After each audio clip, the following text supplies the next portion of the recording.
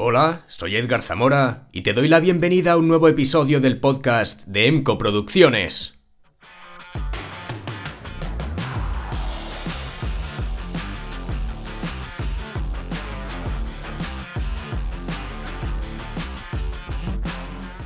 Bienvenidos a un espacio donde el pensamiento crítico y la exploración del conocimiento se encuentran con el entretenimiento de calidad. Aquí no encontrarás discursos vacíos ni contenido prefabricado. Este es un lugar para quienes buscan entender el mundo con profundidad y sin miedo a cuestionarlo todo. Un podcast donde cada semana viajamos por las ideas, la historia, la ciencia y la psicología con un único objetivo: expandir nuestras mentes.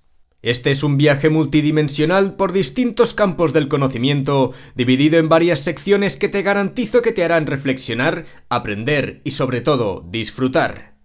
En Divine Wild Visions te traemos piedras que respiran. ¿Existen realmente? ¿Qué nos dice la biología sobre estos fenómenos?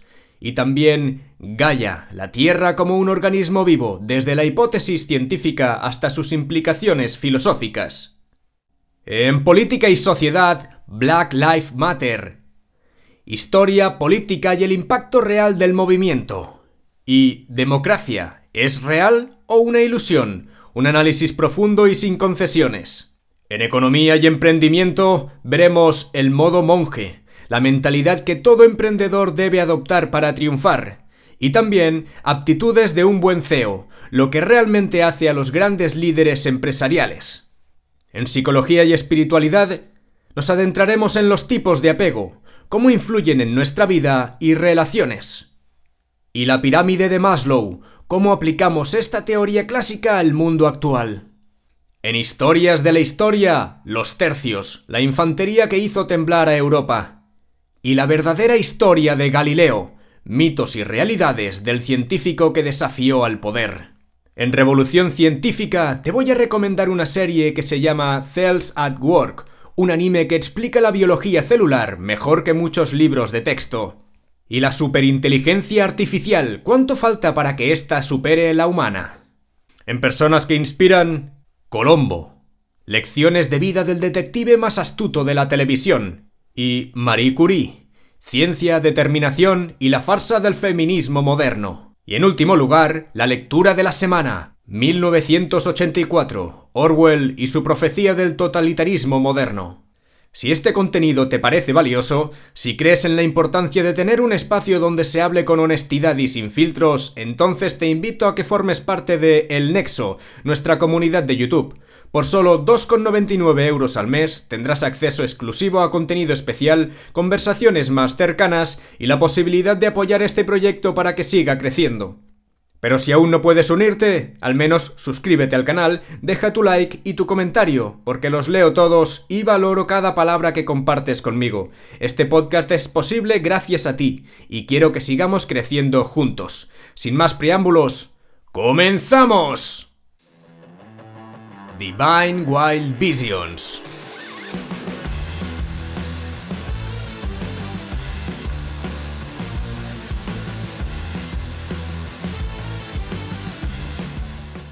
Piedras que respiran. Las piedras respiran, las piedras crecen, las piedras se mueven. No es un poema ni el título de un cuento de ciencia ficción, es la realidad. Hoy, en Divine Wild Visions, exploramos un misterio geológico y biológico que nos obliga a replantearnos qué significa estar vivo, porque sí, hay rocas que parecen tener comportamientos más propios de organismos que de simples fragmentos inertes de la Tierra. Desde los trobans en Rumanía, que crecen como si fueran seres vivos, hasta las rocas errantes del Valle de la Muerte en California, que dejan huellas en la arena como si se movieran por voluntad propia. Pero esto no es solo un fenómeno curioso. Detrás de estas piedras enigmáticas se esconde una cuestión más profunda. ¿Dónde comienza la vida? Si la materia inerte puede comportarse como un organismo primitivo, ¿podría ser que la vida no sea más que un fenómeno inevitable en el universo? Vamos a sumergirnos en este viaje fascinante, desde los primeros pasos de la materia hacia la biología, hasta teorías científicas que proponen que no estamos tan lejos de la materia inanimada como nos gustaría pensar. Así que relájate, abre la mente y acompáñanos en esta exploración de lo desconocido. Las piedras respiran y crecen. Comencemos con el primer misterio. ¿Qué significa que una piedra respire? El fenómeno de las piedras porosas es bien conocido en geología. Rocas como la caliza y la arenisca tienen diminutos poros que absorben humedad del ambiente, expandiéndose y contrayéndose. Si observamos esto con una lupa y en cámara rápida, veríamos algo muy parecido a la respiración de un ser vivo. Pero lo realmente alucinante son las rocas que crecen. En Rumanía, en el valle de Costesti, existen unas extrañas formaciones llamadas trovans. Parecen piedras normales, pero cuando llueve absorben el agua y comienzan a expandirse. Con el tiempo desarrollan protuberancias y hasta formas que parecen tentáculos o extremidades. Este proceso ha sido estudiado por geólogos como Robert Hazen, quien plantea que estos minerales no solo crecen, sino que evolucionan con el tiempo. Es decir, la geología no es estática. Los minerales pueden transformarse, combinarse con otros elementos y generar estructuras cada vez más complejas. Aquí entra en juego una pregunta fundamental. Si algo crece, se expande y cambia con el tiempo, ¿en qué punto deja de ser materia inerte y se convierte en algo más? Rocas que se mueven y dejan rastro. Vamos con otro fenómeno inquietante, las rocas que se mueven. El desierto de California alberga un misterio que desconcertó a científicos durante décadas. Las llamadas piedras errantes del Valle de la Muerte aparecen en un suelo seco y cuarteado, pero con largas marcas detrás de ellas, como si hubieran sido arrastradas por una mano invisible. Por supuesto, la ciencia encontró una respuesta. Durante las noches frías, una fina capa de hielo cubre el suelo. A medida que el sol calienta la superficie, ese hielo se derrite y el viento empuja las rocas sobre la fina capa de agua, haciéndolas deslizarse. Pero aquí viene lo interesante. En su libro The Self-Organizing Universe, Eric James sostiene que estos procesos no son simples coincidencias, sino manifestaciones de un principio más grande, la autoorganización de la materia. En otras palabras, si las condiciones adecuadas se dan, la materia tiende a ordenarse a sí misma en patrones que pueden imitar la vida. Y esto nos lleva a una cuestión brutal. Si la naturaleza ya imita la vida en sus estructuras y movimientos, ¿es la vida algo tan especial como creemos? La evolución de los minerales y el origen de la vida. Si las piedras parecen comportarse como organismos primitivos, ¿podrían haber sido el punto de partida para la vida? Aquí entra el trabajo de Robert Hazen, quien ha propuesto que los minerales jugaron un papel clave en la evolución temprana de la vida. ¿Cómo? Los primeros océanos de la Tierra estaban llenos de minerales reactivos que podían interactuar con moléculas orgánicas. Esos minerales actuaban como plantillas, permitiendo que las primeras estructuras biológicas se ensamblaran y comenzaran a replicarse. De hecho, la teoría de la química prebiótica, impulsada por científicos como Jack Szostak y John Sunderland, sugiere que la vida no surgió en un instante mágico, sino en una transición lenta y progresiva entre la química y la biología. Dicho de otro modo, la frontera entre lo inerte y lo vivo es mucho más difusa de lo que imaginamos. ¿Es el universo una fábrica de vida? Ahora llega la pregunta final. ¿Es la vida un fenómeno exclusivo de la Tierra?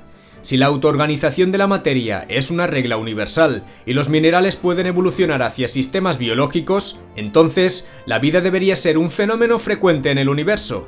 Científicos como Paul Davies y Jeremy England sostienen que la vida no es un milagro, sino una consecuencia inevitable de las leyes de la física.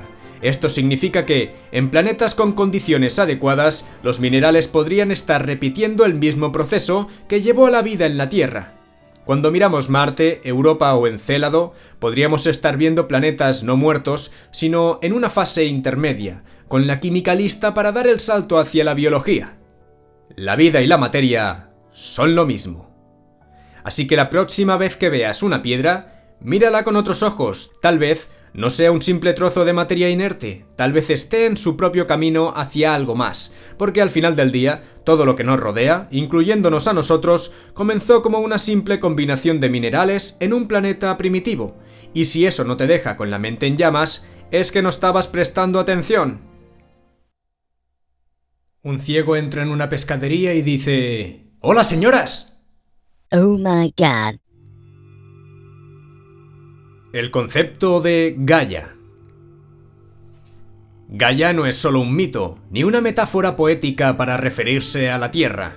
Es una idea científica, una hipótesis ecológica y para algunos una visión espiritual del planeta como un ente vivo que se autorregula como si fuera un organismo consciente. Pero, ¿qué significa realmente Gaia?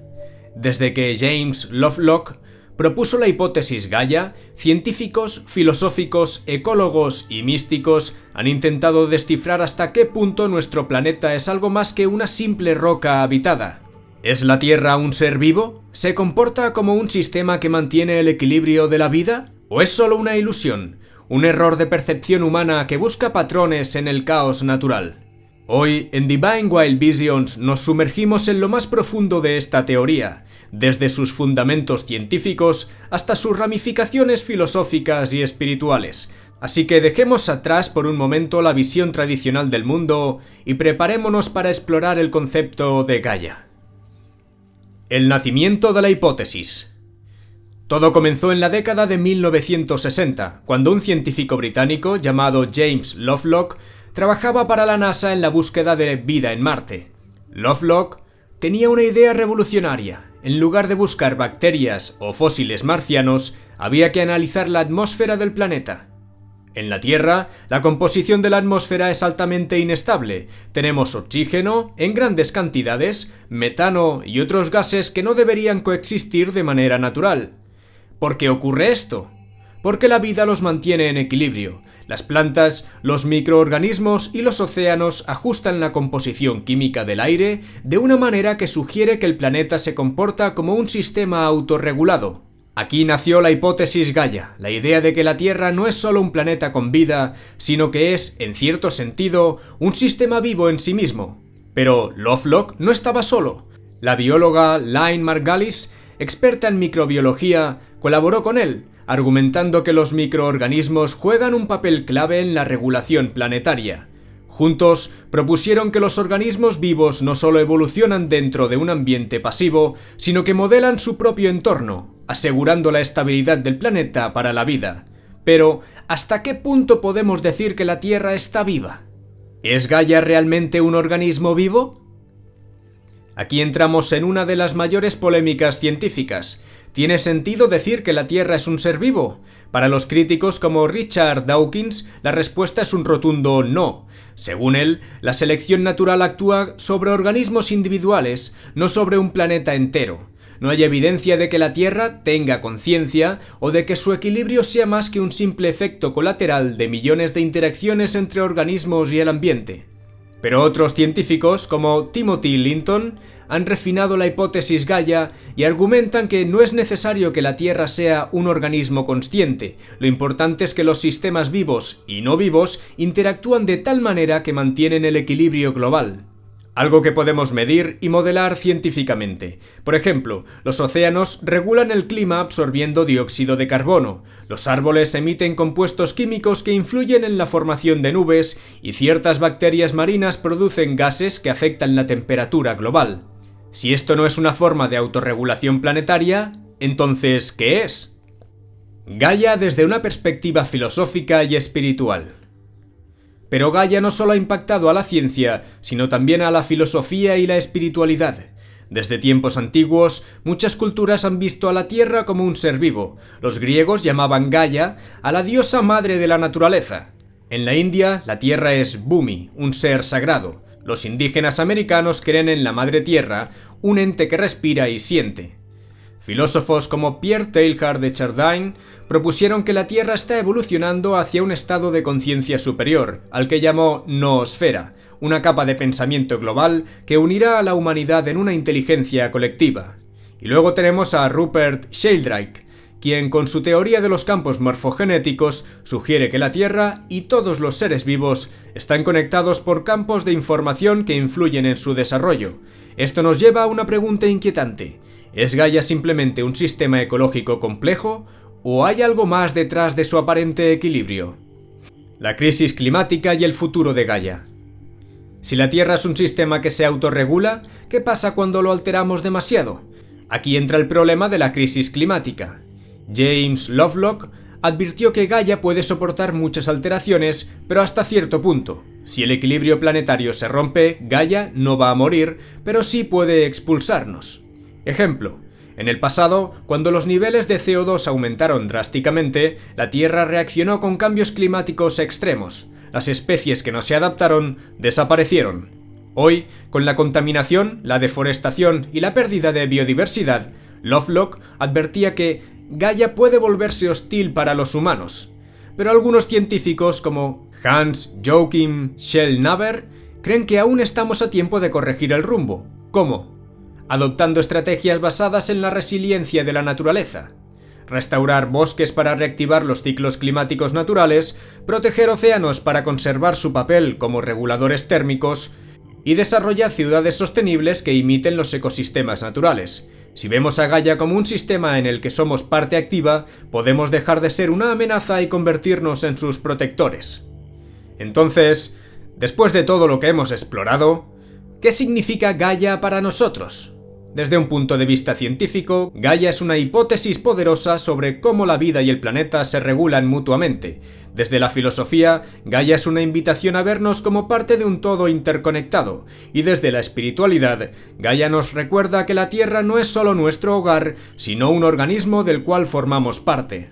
Si aceptamos esta visión, tal vez podamos empezar a vivir de una manera más alineada con nuestra propia naturaleza y la del planeta, porque al final Gaia seguirá aquí, con o sin nosotros. La pregunta es, ¿queremos seguir siendo parte de su historia o convertirnos en una nota al pie de la evolución de la vida? Política y sociedad.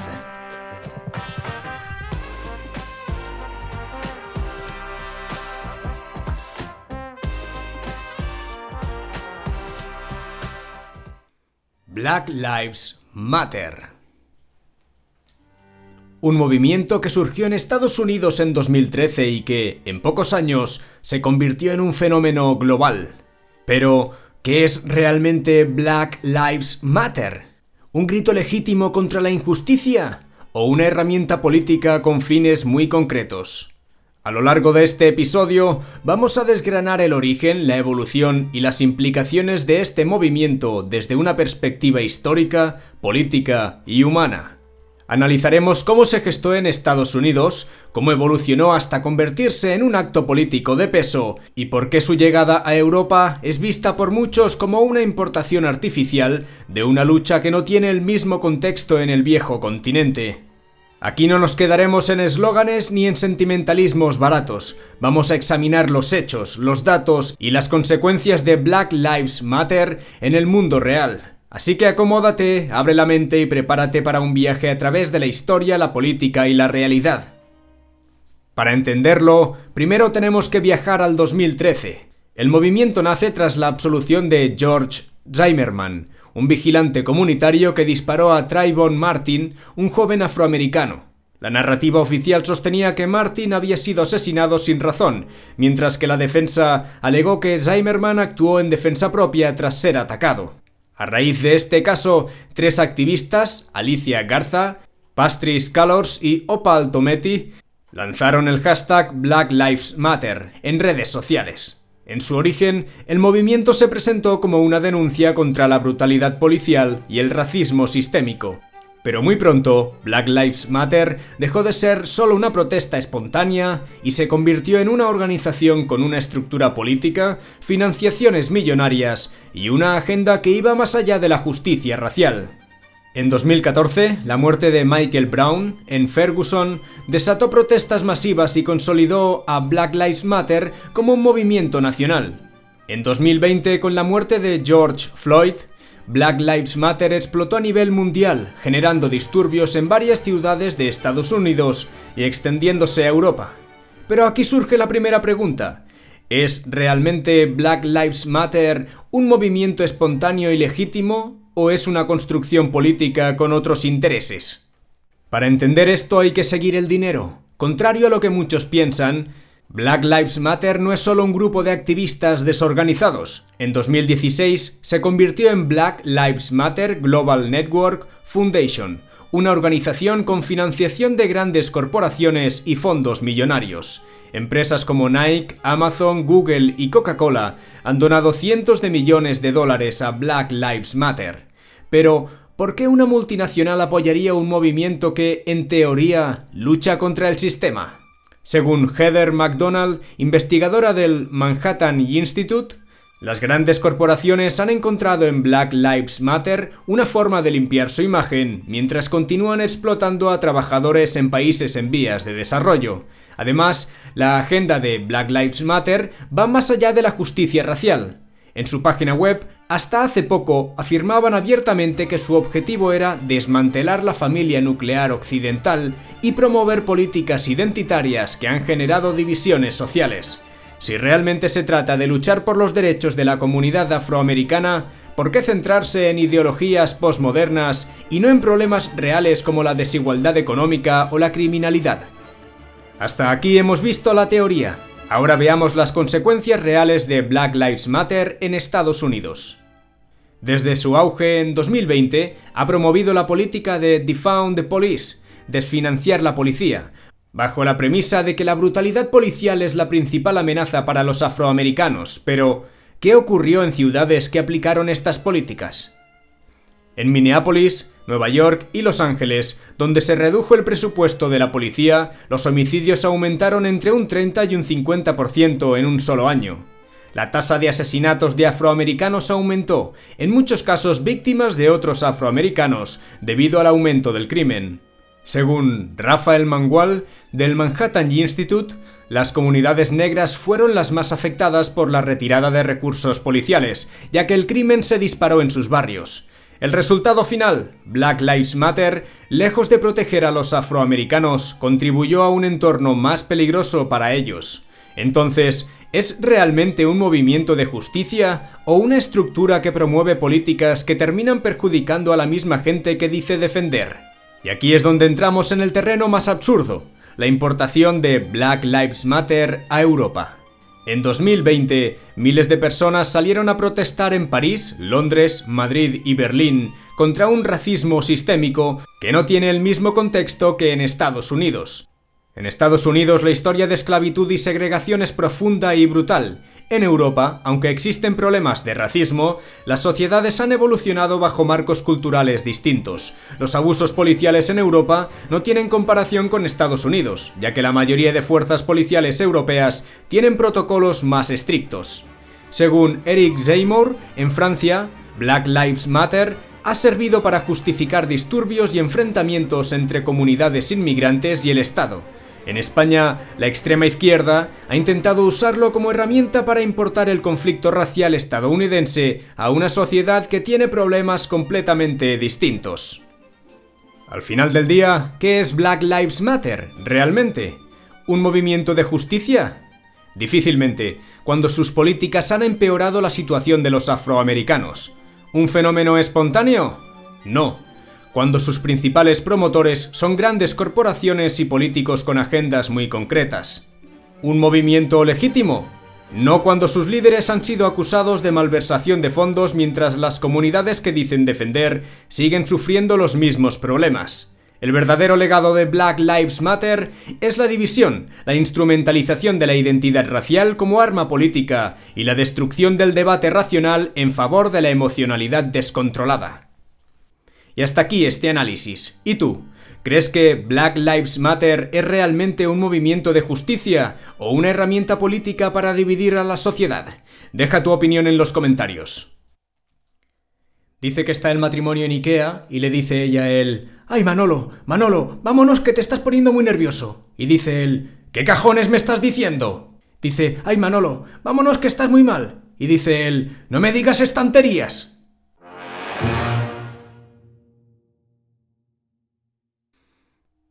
Democracia, realidad o ficción. Democracia, una palabra sagrada en la política moderna, un término que todo gobierno, partido o ideología reclama como propio. Nos dicen que vivimos en democracia, que votamos y que, por lo tanto, somos libres. Pero, ¿qué es realmente la democracia? ¿Hasta qué punto lo que tenemos hoy en día puede considerarse una verdadera democracia? Y más aún, ¿España es una democracia real o una simple farsa electoral donde los ciudadanos solo tienen la ilusión de elegir? En este episodio vamos a desmenuzar el concepto de democracia en profundidad. desde sus orígenes en la antigua Grecia hasta su evolución en la política moderna, pasando por los casos de éxito, los fracasos y la corrupción de su esencia. Pero sobre todo, nos detendremos en España, donde muchos aseguran que lo que existe no es una democracia real, sino un régimen de oligarquía de partidos, donde las elecciones son un teatro y donde las élites económicas y políticas controlan todo. Vamos allá. ¿Qué es la democracia? Su verdadera definición. Si preguntamos a cualquier persona qué es la democracia, lo más probable es que nos diga que es el gobierno del pueblo, pero ¿qué significa realmente esto? El término democracia proviene del griego demos, pueblo, y kratos, poder. Fue en Atenas donde se implantó el primer sistema democrático en el siglo V a.C., bajo una democracia directa en la que los ciudadanos, hombres libres atenienses, votaban en asambleas públicas para tomar decisiones políticas. Pero lo que hoy llamamos democracia no se parece en nada a ese modelo original. Hoy vivimos en lo que se denomina democracia representativa, donde los ciudadanos eligen a sus gobernantes para que tomen decisiones por ellos. Aquí ya encontramos el primer problema. ¿Quién controla realmente a los representantes? ¿Existe algún mecanismo que garantice que los elegidos cumplen la voluntad popular? ¿O simplemente nos enfrentamos a un sistema donde votamos cada 4 años y, después, no tenemos ningún poder real sobre lo que ocurre? Filósofos como Jean-Jacques Rousseau ya advertían en el siglo XVIII que la democracia representativa no era democracia real. Para él, en su obra El contrato social, el pueblo solo es soberano el día de las elecciones, pero después pierde todo el control sobre el poder. Y aquí es donde entramos en el verdadero problema. ¿Realmente el voto es suficiente para que un sistema sea democrático?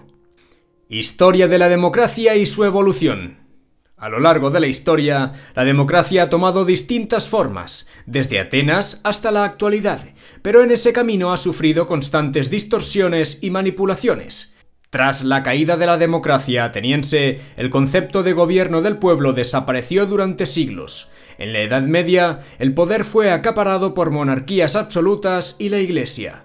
Pero con la Ilustración y la Revolución Francesa, en el siglo XVIII, la idea de democracia renació, aunque con grandes limitaciones. El sufragio se implantó, pero no era universal. En muchos países, solo los propietarios de tierras podían votar, excluyendo a la mayoría de la población. En el siglo XX, con el fin de las monarquías absolutas y la expansión del sufragio universal, se consolidaron los sistemas democráticos modernos. Sin embargo, estos sistemas nunca fueron realmente participativos, sino que se establecieron en forma de democracias parlamentarias donde el poder real sigue concentrado en las élites políticas y económicas. Filósofos como Giovanni Sartori han señalado que las democracias actuales no son más que sistemas oligárquicos disfrazados, donde unas pocas élites controlan el Estado a través de los partidos políticos y los medios de comunicación. Casos de éxito y fracasos de la democracia. Si miramos el mundo, veremos que hay democracias que han funcionado razonablemente bien y otras que han sido un absoluto fracaso. Veamos algunos casos de éxito. Suiza. Es uno de los pocos países con mecanismos de democracia directa, donde los ciudadanos pueden votar referéndums constantemente sobre leyes y decisiones políticas. Islandia, un país con baja corrupción y donde el poder político tiene un alto nivel de control ciudadano. Estados Unidos, en su origen. Aunque hoy en día sufre corrupción política, su constitución se diseñó para limitar el poder del gobierno. Los siguientes podrían ser 3 casos de fracaso. La Alemania de Weimar, de 1919 a 1933, un sistema democrático débil que permitió la llegada de Hitler al poder. La Venezuela de Chávez, un caso de cómo la democracia puede degenerar en autoritarismo. Y España, un país donde el sistema de partidos ha degenerado en un oligopolio político sin democracia real. Y de esta manera nos introducimos al punto clave. ¿España es realmente una democracia? ¿O se trata más bien de una dictadura de partidos donde la soberanía no reside en el pueblo, sino en las élites políticas y económicas? Veamos algunos problemas de la democracia en España. El sistema electoral beneficia a los grandes partidos. La ley D'Hondt favorece el bipartidismo, marginando a opciones pequeñas. La monarquía es antidemocrática. Un jefe de Estado que no es elegido por el pueblo no encaja en un sistema democrático. Falta de separación real de poderes. El poder judicial está controlado por los partidos políticos. Corrupción endémica. Los principales partidos han protagonizado escándalos de corrupción sin apenas consecuencias. Falta de mecanismos de participación ciudadana. En España no existen referéndums vinculantes salvo en casos excepcionales. Es por eso que algunos expertos dicen que España no es una democracia, sino una partitocracia, donde los ciudadanos solo pueden elegir entre diferentes élites que responden a los mismos intereses. Entonces, ¿existe una solución? Si España no es una democracia real, ¿qué se puede hacer? Algunos puntos clave podrían ser implementar mecanismos de democracia directa, como en Suiza, reformar la ley electoral para que todos los votos valgan lo mismo, independizar el poder judicial del control de los partidos, limitar el tiempo en el poder de los políticos y fomentar la participación ciudadana en la toma de decisiones. Pero la pregunta clave es, ¿realmente la clase política permitiría estos cambios? Si el pueblo no lucha por una democracia real, seguirá siendo un simple espectador de su propia historia. Economía y emprendimiento.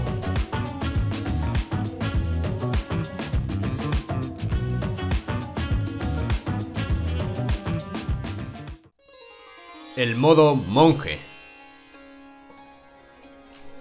Dicen que emprender es un camino de libertad, de ser tu propio jefe y controlar tu destino. Pero lo que pocos te dicen es que este camino es largo, solitario y lleno de sacrificios. No hay éxito sin disciplina y no hay emprendimiento sin renuncia. Por eso, hoy vamos a hablar del modo monje, el estado de enfoque extremo que debe adoptar un emprendedor si realmente quiere hacer triunfar su negocio. Hablaremos de cómo llevar este modo en distintas etapas de la vida. Cuando eres joven y no tienes responsabilidades, cuando ya tienes familia y debes conciliar, o cuando además de emprender, debes sostener un empleo. También analizaremos los riesgos, porque el emprendimiento no garantiza el éxito. ¿Cómo enfrentamos el fracaso? ¿Cómo se retoma el modo monje después de haber perdido años de esfuerzo? Si quieres descubrir el verdadero camino del emprendedor, abre la mente y estate atento. Comencemos por el principio. ¿Qué es el modo monje? Este es un estado mental. Es eliminar distracciones, reducir lo superfluo y dedicarte en cuerpo y alma a tu proyecto. No es casualidad que muchas de las mentes más exitosas del mundo han adoptado este enfoque. Elon Musk, en los primeros años de Tesla y SpaceX, dormía en la fábrica y trabajaba más de 100 horas semanales. Jeff Bezos, en los inicios de Amazon, pasaba días y noches empaquetando libros en un garaje. Cal Newport, autor de Deep Work, defiende el trabajo sin interrupciones como la clave del éxito en cualquier disciplina, pero no hace falta ser un multimillonario para adoptar este enfoque. El modo monje significa que, durante una etapa de tu vida, decides renunciar a lo que no es esencial para centrarte en construir algo grande.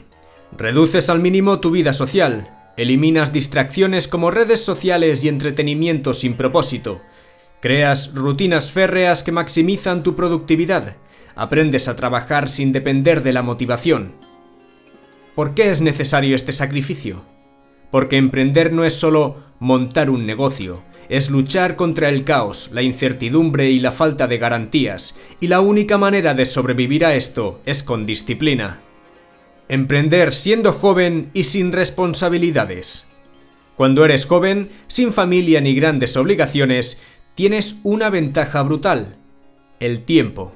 Pero el error que cometen muchos jóvenes emprendedores es desperdiciar ese tiempo en fiestas constantes y entretenimiento vacío, trabajo sin rumbo, saltando de idea en idea, consumir contenido en lugar de crear. Si tienes 18, 20 o 25 años y quieres emprender, este es el momento ideal para adoptar el modo monje extremo. Ejemplo, Sam Altman, CEO de OpenAI, recomienda que los emprendedores dediquen al menos 5 años de su vida a construir algo sin interrupciones. ¿Cómo aplicar el modo monje en esta etapa? Recortar al máximo los gastos. Vive con lo mínimo, no te endeudes en cosas innecesarias. Trabajar en proyectos de alto impacto. No pierdas tiempo con pequeñas ganancias, apunta a lo grande. Aprender constantemente. Lee sobre negocios, marketing, ventas y desarrollo personal. Construir redes de contactos. Rodéate de otros emprendedores y evita ambientes tóxicos. Elimina distracciones. No necesitas ver Netflix, TikTok o salir cada fin de semana. Ventajas de adoptar el modo monje en la juventud. Tienes energía, por lo que puedes trabajar largas horas. No tienes responsabilidades familiares y puedes asumir riesgos sin grandes consecuencias. Pero este camino tiene un problema. Sin experiencia es fácil perderse y rendirse ante la primera dificultad. Aquí es donde entra la importancia de la resistencia mental. Emprender siendo adulto y con responsabilidades. Ahora pasamos a la otra cara de la moneda, emprender cuando ya tienes una familia, hijos y facturas que pagar. Aquí la estrategia cambia. No puedes hacer un modo monje extremo como un joven sin ataduras, pero puedes aplicar un modo monje inteligente. Ejemplo: Laura Vanderkam, experta en gestión del tiempo, ha estudiado cómo los padres emprendedores pueden encontrar espacios de productividad en su día a día. Veamos algunos consejos para equilibrar emprendimiento y vida familiar. Aprovecha las mañanas y las noches. Muchas personas exitosas trabajan en sus negocios de 5 a 7 de la mañana antes de que su familia despierte. Establece horarios innegociables. Bloquea tiempo para tu negocio sin interrupciones. Automatiza y delega. No puedes hacer todo solo. Aprende a sistematizar tareas. Y usa el tiempo muerto. Aprovecha traslados, esperas y momentos libres para formación y planificación. ¿Qué ventajas tiene emprender en esta etapa de la vida? Pues mayor madurez y disciplina y conexiones y recursos financieros más sólidos. Como desventajas encontramos que tenemos menos tiempo disponible y más responsabilidades y estrés. Aquí la clave es optimizar cada minuto, eliminando toda actividad que no aporte valor a tu negocio o a tu familia. Compaginar emprendimiento y empleo. No todo el mundo puede dejar su trabajo para emprender. ¿Cómo lo hacemos si tenemos que compaginarlo con un empleo? Aquí la estrategia cambia. En lugar de trabajar 100 horas a la semana, el objetivo es avanzar poco a poco, con constancia. Ejemplo: Tanja Hister, autora de Work Optional, recomienda construir el negocio en paralelo hasta que genere suficiente ingreso para hacer el salto. Veamos algunos consejos para compatibilizar empleo y emprendimiento. Número 1. Dedica de 2 a 3 horas diarias a tu negocio. Incluso con poco tiempo, la constancia es clave. Número 2. Usa los fines de semana de manera estratégica. Avanza en tareas que requieran más enfoque. Número 3. Minimiza distracciones en el trabajo. Usa tiempos muertos para aprender y planificar. Y número 4. Ten una fecha límite para hacer el salto. No te quedes atrapado en la dualidad para siempre. Veamos ahora cómo gestionar el fracaso y volver al modo monje. Porque este es un punto clave. ¿Qué pasa si después de años de sacrificio, tu negocio fracasa? El fracaso es una posibilidad real. James Altucher ha perdido y reconstruido fortunas varias veces y su consejo es claro: no te hundas, vuelve a la disciplina. Vale, ¿cómo retomar el modo monje tras el fracaso? Veamos 4 puntos clave. Haz una pausa corta, pero no te rindas. Analiza los errores y aprende. Reestructura tu vida sin perder la disciplina. Y empieza de nuevo con un enfoque más sabio. El modo monje no es para siempre, pero es necesario en los momentos clave. Emprender no es para todos y si quieres lograrlo, debes estar dispuesto a hacer lo que otros no hacen. La pregunta es: ¿estás listo para el sacrificio? Un día le dice la hija a la madre: «Mamá, ¿de dónde venimos los humanos?» Y dice: «Pues mira, Dios creó a Adán y Eva y estos tuvieron niños y así se fue creando el mundo y la gente». Y a los 2 días la hija le pregunta al padre: «Papá, ¿de dónde venimos nosotros?» Y dice: «Bueno, antiguamente había monos y poco a poco empezaron a trajinar y poco a poco con el tiempo hemos llegado a esto». Y va la niña donde la madre y dice: «Mamá, qué raro. Tú me dijiste que Dios creó a Adán y Eva y que nosotros venimos de ahí, y papá dice que venimos del mono». Y dice la madre: «Mira, papá te ha hablado de su familia y yo de la mía».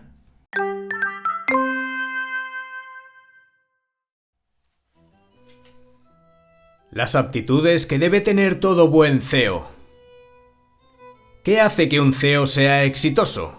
¿Existe un conjunto de habilidades comunes en todos los grandes líderes empresariales? ¿O el éxito es cuestión de suerte?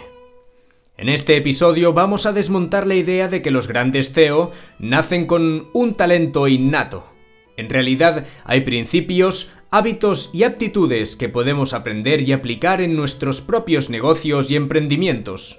Desde Elon Musk hasta Amancio Ortega, desde Jeff Bezos hasta José Elías, hay patrones claros en cómo piensan y actúan los líderes más exitosos del mundo. Si estás construyendo tu empresa o quieres mejorar como emprendedor, este episodio es para ti. Veamos qué define a un gran CEO. El CEO no es solo el jefe de una empresa, es la persona que marca la visión, que toma las decisiones más difíciles y que soporta el peso del éxito o del fracaso. El CEO tiene 3 roles fundamentales: definir la visión y estrategia de la empresa, tomar decisiones clave en momentos de incertidumbre y gestionar y motivar a su equipo para maximizar resultados. Pero, ¿qué diferencia a un CEO promedio de un CEO excepcional? Lo que les diferencia es un conjunto de aptitudes y hábitos específicos, y sí, se pueden aprender y replicar. Las 10 aptitudes que todo CEO debe tener. Número 1. Visión estratégica. Pensar a largo plazo. Los grandes CEO no piensan en el siguiente trimestre, piensan en la próxima década. Como ejemplo, Jeff Bezos fundó Amazon en 1994 con una visión clara: ser la tienda de todo el mundo. Durante años no obtuvo beneficios, pero construyó un imperio a largo plazo. Define una visión clara para tu empresa y toma decisiones pensando en el futuro, no solo en el presente. Número 2. Toma de decisiones bajo presión. Un CEO no puede dudar en los momentos clave. Elon Musk casi pierde Tesla en 2008, apostó todo su dinero y tomó decisiones arriesgadas para salvar la empresa. Aprende a gestionar la incertidumbre y toma decisiones basadas en datos y principios, no en emociones. Número 3. Capacidad de ejecución. Hacer que las cosas pasen. Las ideas valen poco, la ejecución lo es todo. Amancio Ortega no inventó la moda rápida, pero ejecutó el modelo con eficiencia brutal en Inditex. Pasa menos tiempo planificando y más tiempo ejecutando. Número 4. Disciplina y trabajo extremo. Los CEO más exitosos trabajan con una intensidad fuera de lo común. Como ya hemos visto en el anterior tema de este mismo podcast, Elon Musk trabaja más de 80 horas semanales e incluso duerme en la fábrica de Tesla. Adopta un ritmo de trabajo exigente, especialmente en los primeros años de tu negocio. Número 5. Mentalidad de aprendizaje permanente. Los mejores CEO nunca dejan de aprender. Warren Buffett dedica el 80% de su tiempo a leer y estudiar mercados. Dedica al menos 1 hora al día a leer sobre negocios, liderazgo y estrategia. Número 6. Resiliencia y capacidad de superar el fracaso. Un CEO exitoso fracasa más veces que la mayoría, pero nunca se rinde. Steve Jobs fue despedido de Apple en 1985. En lugar de rendirse, creó Pixar y luego volvió a Apple para revolucionar la industria. No tomes el fracaso como algo personal, aprende, ajusta y sigue adelante. Número 7. Habilidades de comunicación y persuasión. El CEO debe ser capaz de vender su visión a clientes, inversores y empleados. Steve Jobs convenció a millones con su forma de comunicar. Aprende a hablar en público, contar historias y persuadir con claridad. Número 8. Capacidad de rodearse de los mejores. Los grandes CEO no intentan hacerlo todos solos, encuentran a los mejores. Mark Zuckerberg llevó a Sheryl Sandberg para convertir Facebook en un gigante publicitario. No tengas miedo de contratar gente mejor que tú en áreas clave. Número 9. Inteligencia emocional y control del ego. Un CEO exitoso no deja que su ego destruya su empresa. Satya Nadella transformó Microsoft cuando reemplazó la cultura agresiva por una de colaboración. Aprende a manejar emociones y evitar el síndrome del líder tóxico. Y número 10. Capacidad de adaptación y evolución. El mundo cambia rápido, un CEO que no evoluciona, muere. Reed Hastings convirtió Netflix de un servicio de DVDs a un gigante del streaming. Sé rápido en detectar tendencias y adaptarte a nuevas oportunidades. Tener la teoría está bien, pero ¿cómo desarrollamos estas aptitudes en la vida real? Aquí van algunas estrategias clave. Crea un sistema de aprendizaje diario.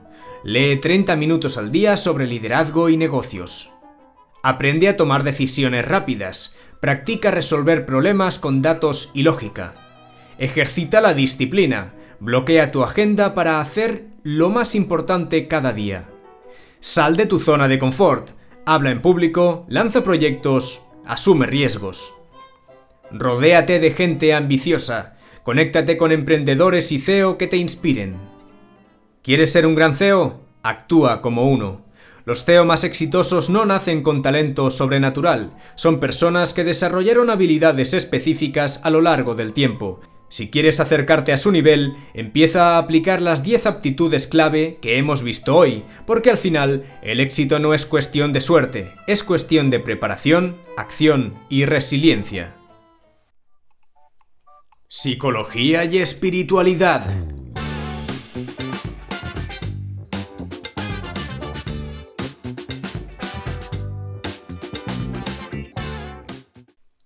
Los tipos de apego y su impacto en nuestras vidas. Desde el momento en que nacemos, buscamos seguridad en los demás.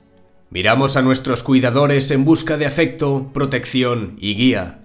Y es en esos primeros años de vida donde se forja algo fundamental, nuestro estilo de apego. El apego es una de las fuerzas más poderosas en la psicología humana. Nos afecta desde la infancia hasta la adultez. Influye en nuestras relaciones de pareja, en nuestra manera de afrontar el mundo y hasta en nuestro bienestar emocional. Hoy vamos a hacer un viaje profundo a través de los tipos de apego. Cómo se forman, cómo nos condicionan y, lo más importante, cómo entenderlos nos puede ayudar a construir relaciones más sanas y una vida más plena. Si alguna vez has sentido miedo al abandono, dependencia en tus relaciones o incapacidad para confiar en los demás, este episodio es para ti. Bien, ¿qué es el apego y por qué es tan importante?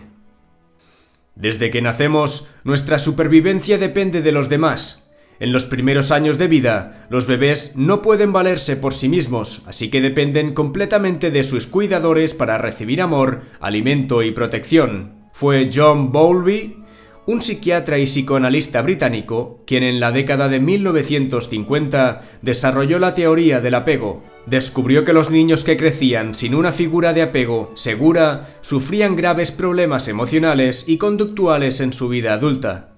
¿Por qué?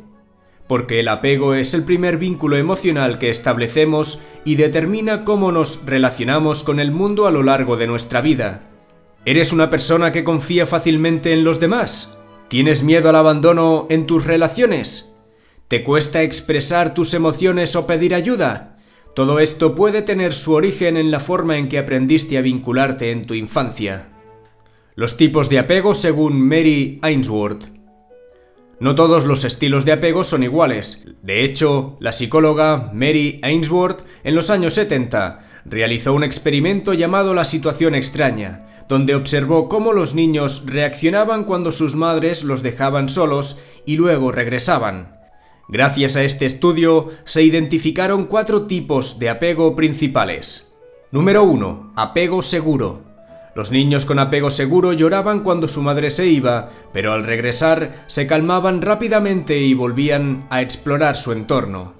En la adultez son personas confiadas, con buenas habilidades emocionales y relaciones saludables. Ejemplo, en una relación de pareja pueden expresar sus emociones sin miedo y confiar en su compañero.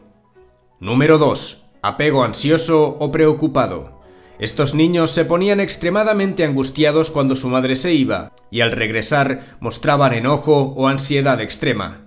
En la adultez pueden volverse dependientes en las relaciones, con miedo constante al abandono. Ejemplo, en una pareja buscan validación constante y sienten ansiedad si no reciben atención inmediata. Número 3. apego evitativo o despreciativo. Estos niños no mostraban angustia cuando su madre se iba y evitaban el contacto con ella al regresar. En la adultez, son personas que tienen dificultades para confiar en los demás y evitan la intimidad emocional. Ejemplo, en una relación pueden parecer fríos, independientes y evitar la vulnerabilidad. Número 4. Apego desorganizado. Estos niños mostraban reacciones contradictorias, como acercarse a la madre y al mismo tiempo rechazarla. En la adultez, suelen tener relaciones inestables, con miedo al abandono y a la cercanía al mismo tiempo. Ejemplo, en una relación pueden alternar entre buscar afecto y alejarse por miedo a ser heridos. ¿Cómo influye nuestro apego en la vida adulta? Ahora que conocemos los estilos de apego, la pregunta es, ¿cómo nos afectan en nuestra vida adulta? Nuestros estilos de apego influyen en nuestras relaciones, nuestro bienestar emocional y hasta en nuestra carrera profesional. En el amor, un apego ansioso puede hacer que busques constantemente validación en tu pareja. En la amistad, un apego evitativo puede hacer que te cueste conectar emocionalmente con los demás. En el trabajo, un apego seguro puede ayudarte a trabajar en equipo y manejar conflictos con madurez. El doctor Amir Levine explica que cuando dos personas con estilos de apego diferentes entran en una relación, pueden surgir conflictos por malentendidos emocionales. Por ejemplo, si alguien con apego ansioso se empareja con alguien de apego evitativo, pueden entrar en un ciclo tóxico donde uno persigue y el otro huye. Por eso es tan importante conocernos a nosotros mismos. ¿Cómo descubrir y sanar nuestro estilo de apego? La buena noticia es que nuestro estilo de apego no es una condena de por vida, podemos trabajarlo y cambiarlo. Veamos ahora algunos pasos para descubrir nuestro apego. Número 1. Reflexiona sobre tu infancia. ¿Cómo eran tus cuidadores? ¿Te sentías seguro con ellos? Número 2. Observa tus relaciones. ¿Te cuesta confiar? ¿Buscas validación constante? Número 3. Haz un test de apego. Existen herramientas online para identificar tu estilo. Veamos ahora algunas estrategias para sanar un apego poco saludable. Si tienes apego ansioso, aprende a regular tus emociones sin depender de la validación externa. Si tienes apego evitativo, practica abrirte emocionalmente poco a poco. Si tienes apego desorganizado, trabaja en construir relaciones seguras y predecibles. Y si tienes apego seguro, felicidades, pero sigue cultivando tu bienestar emocional. El doctor Peter Fonagy explica que la mentalización, es decir, la capacidad de entender nuestras emociones y las de los demás, es clave para modificar nuestro apego. Y es que este puede ser una muy buena herramienta de crecimiento personal. El apego no es solo un concepto psicológico, es una brújula que guía nuestra forma de amar, de vivir y de conectar con el mundo. Si aprendemos a reconocer nuestros propios patrones, podremos mejorar nuestras relaciones, vivir con mayor tranquilidad y dar lo mejor de nosotros en todas las áreas de nuestra vida, porque al final lo que todos buscamos es lo mismo, un lugar seguro donde ser nosotros mismos. Dice que había un día 2 señoras en el ambulatorio, haciendo punto porque llevaban esperando ahí como 2 o 3 horas. Y entonces le dice una a otra: «Antonia, ¡ay! Se me está quedando el culo dormido». Y dice: «Ya le he sentido roncar un par de veces». La pirámide de Maslow y su impacto en nuestra vida. Todos queremos ser felices, pero ¿qué significa realmente ser feliz? ¿Es tener dinero? ¿Una familia? ¿Éxito profesional? ¿Un propósito de vida? A mediados del siglo XX, un psicólogo llamado Abraham Maslow trató de responder a esta pregunta. ¿Cómo? Creando un modelo que hoy conocemos como la pirámide de Maslow, una jerarquía de necesidades que explica qué nos motiva y cómo podemos alcanzar la autorrealización. Pero la pirámide de Maslow no solo es una teoría psicológica, es una brújula que nos puede ayudar a entendernos mejor, a mejorar nuestras relaciones y a construir una vida más plena y equilibrada. En este episodio vamos a hacer un viaje fascinante. Exploraremos la historia detrás de esta teoría, analizaremos cada nivel de la pirámide y, lo más importante, veremos cómo aplicar estos conocimientos en nuestra vida para vivir mejor. Si alguna vez te has sentido atrapado, sin dirección o con la sensación de que te falta algo, este episodio es para ti. El origen de la pirámide de Maslow. Para entender la pirámide de Maslow, primero tenemos que conocer a su creador. Abraham Maslow nació en 1908 en Nueva York, en una familia de inmigrantes rusos. Desde joven se dio cuenta de que la psicología tradicional estaba demasiado enfocada en lo patológico, en los traumas, en los trastornos mentales, en lo que estaba mal en las personas.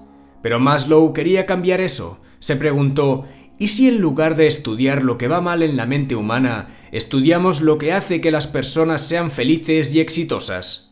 Así nació la psicología humanista, una corriente que no solo quería curar enfermedades mentales, sino ayudar a las personas a alcanzar su máximo potencial. Maslow estudió a personas que consideraba realizadas como Albert Einstein, Gandhi o Eleanor Roosevelt. Descubrió que todos tenían algo en común. Habían satisfecho una serie de necesidades en un orden específico, lo que les permitía enfocarse en cosas más grandes. Así nació su teoría de la jerarquía de necesidades, representada en forma de pirámide. Los 5 niveles de la pirámide de Maslow. Esta se compone de 5 niveles y cada uno representa una categoría de necesidades humanas. En el primer nivel, la base, tenemos las necesidades fisiológicas, la supervivencia básica: comer, beber, dormir, respirar. Sin estas necesidades cubiertas, no podemos pensar en nada más. Por ejemplo, un estudiante que no duerme bien no podrá concentrarse en sus estudios. ¿Cómo aplicar esto? Antes de preocuparte por el éxito o la felicidad, asegúrate de estar comiendo bien, durmiendo lo suficiente y cuidando tu salud. Número 2. Necesidades de seguridad, estabilidad y protección. Un hogar seguro, un empleo estable, salud física. Aquí surge el miedo a perder lo que tenemos. Por ejemplo, alguien con ansiedad económica no puede pensar en grandes proyectos porque su mente está en la supervivencia. ¿Cómo aplicar esto? Estabiliza tus finanzas y tu entorno antes de dar pasos más grandes. Número 3. Necesidades sociales, amor y pertenencia. Relacionarse, tener amigos, sentirse parte de una comunidad. Los seres humanos somos sociales y el aislamiento nos afecta profundamente. Por ejemplo, alguien con mucho dinero pero sin amigos ni familia se sentirá vacío. ¿Cómo aplicar esto? Cultiva relaciones auténticas. El éxito sin conexión humana no vale la pena.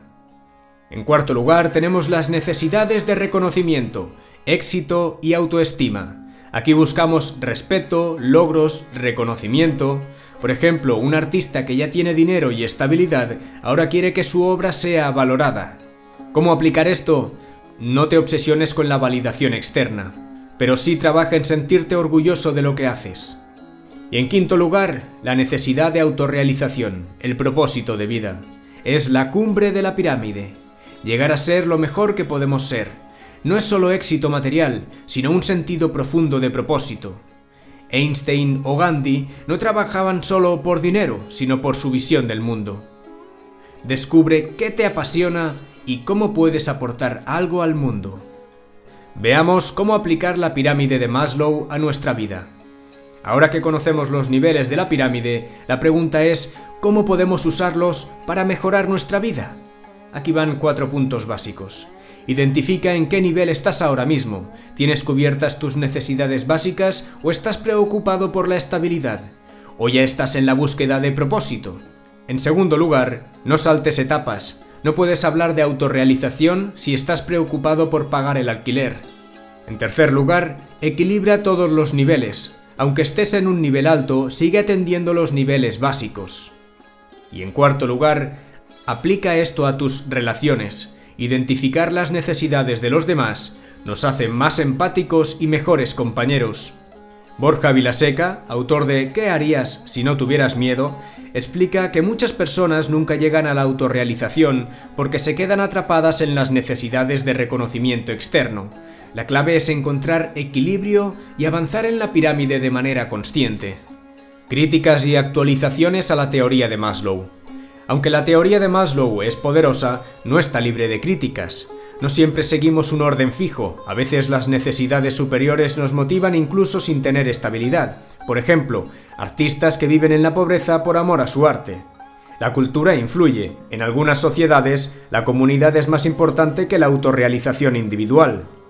Maslow mismo actualizó su teoría. Años después, añadió un nivel extra, la trascendencia, la necesidad de ayudar a otros y dejar un legado. Emilio Valcárcel señala que la pirámide de Maslow, más que una estructura rígida, es una guía flexible para entendernos mejor. Y es que la pirámide de Maslow no es solo una teoría psicológica, es un mapa para entendernos a nosotros mismos y a los demás. Si queremos una vida plena, tenemos que asegurarnos de equilibrar todas nuestras necesidades, cuidar nuestra salud, crear estabilidad en nuestra vida, construir relaciones auténticas, lograr cosas que nos hagan sentir valiosos y finalmente encontrar un propósito que nos haga sentir vivos. Porque al final, el verdadero éxito no está en la cima de la pirámide, sino en vivir cada nivel de manera consciente y plena. Historias de la historia.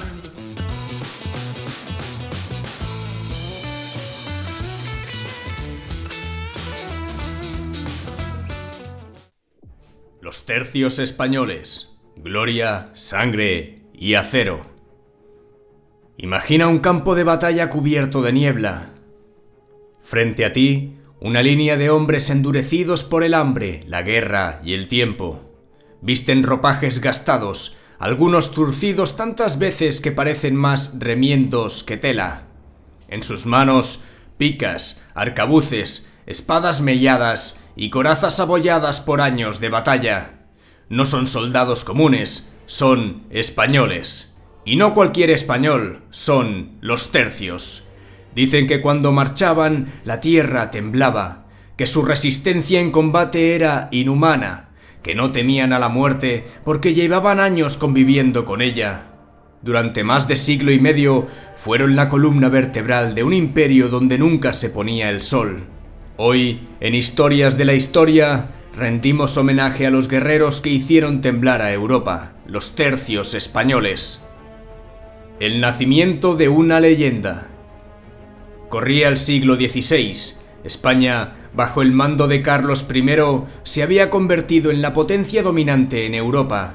Pero el poder no se sostiene con discursos ni tratados, se sostiene con hierro, con sangre y con soldados que sepan matar y morir.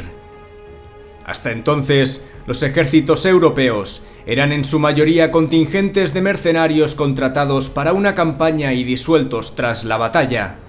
Pero España hizo algo distinto. Creó un ejército profesional, entrenado, disciplinado, cohesionado como nunca antes se había visto. Fue Gonzalo Fernández de Córdoba, el gran capitán, quien plantó la semilla de los tercios a finales del siglo XV. Convirtió a la infantería española en la más temida del continente. Y bajo el reinado de Felipe II, estos hombres formaron la columna vertebral del Imperio español. Se desplegaron por Italia, Flandes, Alemania y América, forjando una reputación de invencibilidad. Y entonces, Europa conoció la frase que se repetiría durante generaciones: los tercios no se rinden jamás. ¿Quiénes eran los tercios? El soldado que lo aguantaba todo. Ser un soldado de los tercios no era para cualquiera. No bastaba con saber empuñar una espada o disparar un arcabuz. Se necesitaba temple, agallas y una resistencia sobrehumana. Los hombres que integraban los tercios eran de todo tipo: hidalgos venidos a menos, campesinos que huían del hambre, buscavidas, ladrones, soldados de fortuna y veteranos de 1000 batallas. Pero una vez que vestían la cruz de Borgoña en el pecho, todos eran iguales. No cobraban bien, pasaban hambre, soportaban marchas imposibles de cientos de kilómetros, dormían a la intemperie y muchas veces no tenían ni botas para cubrirse los pies. Pero cuando llegaba la batalla, entonces se transformaban en demonios de acero. Se organizaban en 3 tipos de unidades. Picas. Eran la columna vertebral de tercios, armados con lanzas de hasta 5 metros. Arcabuceros y mosqueteros, los encargados del fuego de proyectiles. Y espadachines, los que entraban al cuerpo a cuerpo cuando la batalla se rompía. Pero más allá de sus armas, su fuerza estaba en la disciplina. No se desbandaban, no entraban en pánico, se mantenían firmes hasta que el enemigo se rompía antes que ellos. Y cuando un capitán gritaba «Santiago y cierra España», entonces no había ejército en Europa que no sintiera un escalofrío recorriendo la espalda. La batalla donde los tercios mostraron su inmortalidad. No se puede hablar de los tercios sin mencionar Rocroi, la batalla donde se dice que encontraron su final, aunque en realidad fue donde mostraron que eran inmortales. 16 de mayo de 1643, Francia y España se enfrentan en los campos de Rocroi. El ejército español, al mando del veterano Francisco de Melo, se encuentra en inferioridad numérica ante las tropas francesas dirigidas por el joven duque de Enghien. La caballería francesa rompe las líneas exteriores, los aliados alemanes de los tercios huyen en desbandada, pero en el centro del campo de batalla, los tercios resisten. Rodeados, sin munición, con cientos de cadáveres apilados a su alrededor, los soldados españoles forman una última línea, espada en mano, dispuestos a morir matando. Se niegan a rendirse. La caballería francesa carga una y otra vez, pero no consiguen quebrarlos. Finalmente, el duque de Enghien, asombrado por su resistencia, les ofrece rendirse con honores, y solo entonces, después de haber demostrado que ni la muerte podía con ellos, los últimos tercios españoles aceptan la capitulación. Rocroi no fue una derrota, fue una despedida a lo grande, porque si alguna vez hubo una forma honorable de morir en la guerra, los tercios la inventaron. El legado de los tercios. Los tercios desaparecieron con el tiempo, absorbidos por la modernización de los ejércitos, pero su legado sigue vivo. Hoy en día, muchas unidades de élite de las Fuerzas Armadas de España todavía usan símbolos y lemas inspirados en ellos. En la Legión Española, el espíritu de los tercios sigue latiendo. Y en la historia militar, su huella es imborrable. Fueron los primeros en demostrar que la disciplina y la unidad son más letales que cualquier arma. Que la resistencia en la batalla es una cuestión de mentalidad antes que de músculo. Por eso, cuando se habla de los tercios, no se habla solo de historia, se habla de un ideal, de una forma de entender el coraje, el deber y la lealtad.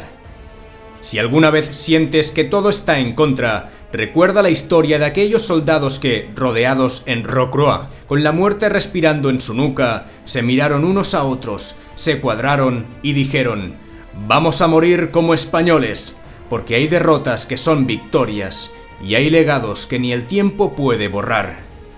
Aquí termina nuestro viaje por la historia de los tercios españoles, pero su eco sigue resonando en los libros, en las academias militares, en las leyendas de la vieja Europa, porque no fueron solo soldados, fueron una fuerza de la naturaleza, y la historia jamás olvidará a aquellos hombres que, con espada y arcabuz, forjaron un imperio a base de coraje y sangre.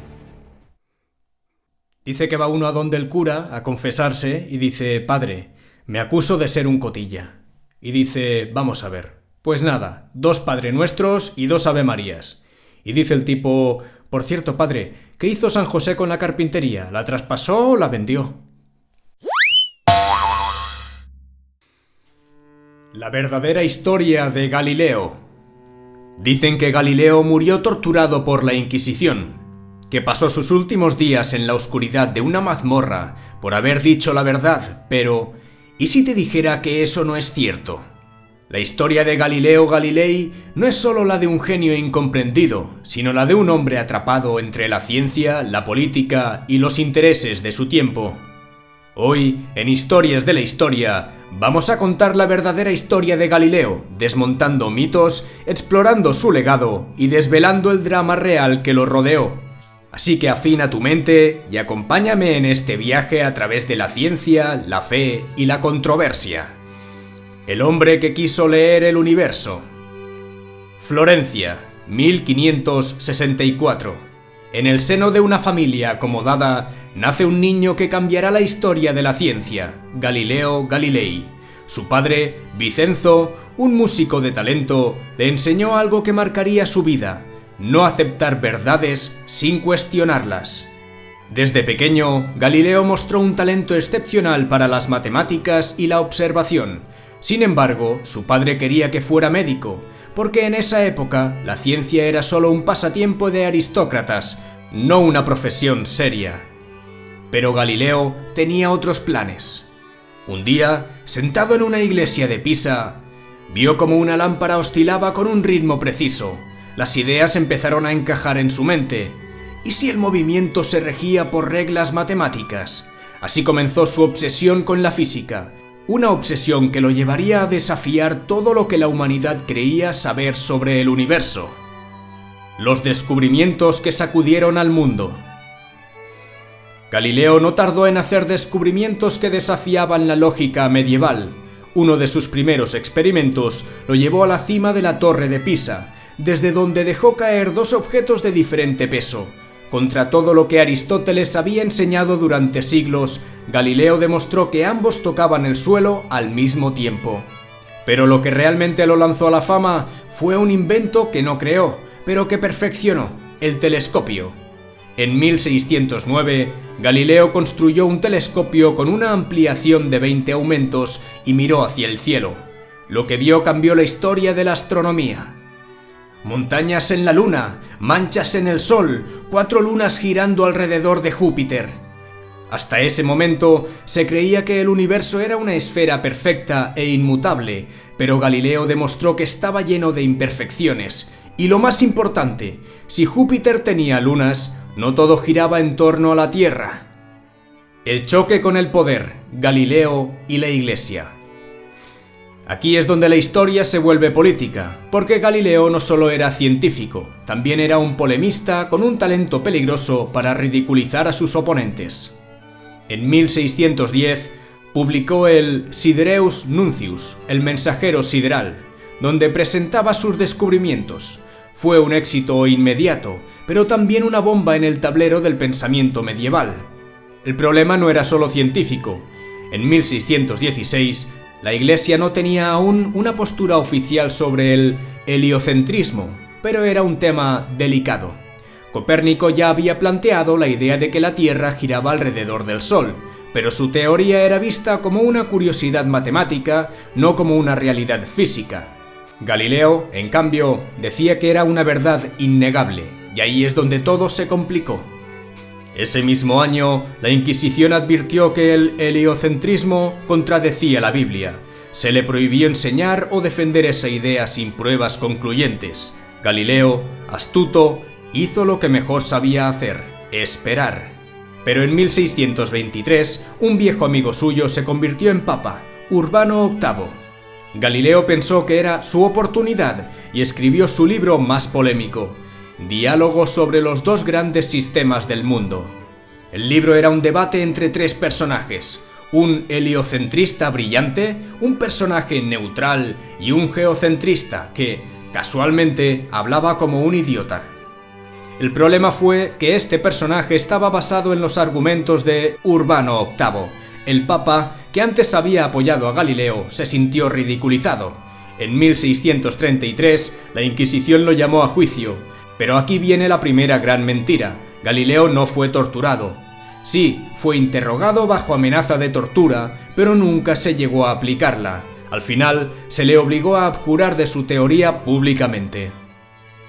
¿Cómo murió realmente Galileo? Y aquí es donde llegamos a la gran falsedad, que se ha contado en colegios y libros. No, Galileo no fue quemado en la hoguera, no murió en una celda oscura, no fue torturado hasta el último aliento. Después del juicio, se le confinó en su propia casa, una villa en Arcetri, con vistas a Florencia. Allí pasó sus últimos años, ciego, pero aún trabajando en sus investigaciones con la ayuda de sus discípulos. Murió en su cama el 8 de enero de 1642, rodeado de alumnos y familiares. Fue enterrado con honores en la Basílica de la Santa Cruz en Florencia, un lugar reservado para los grandes hombres de Italia.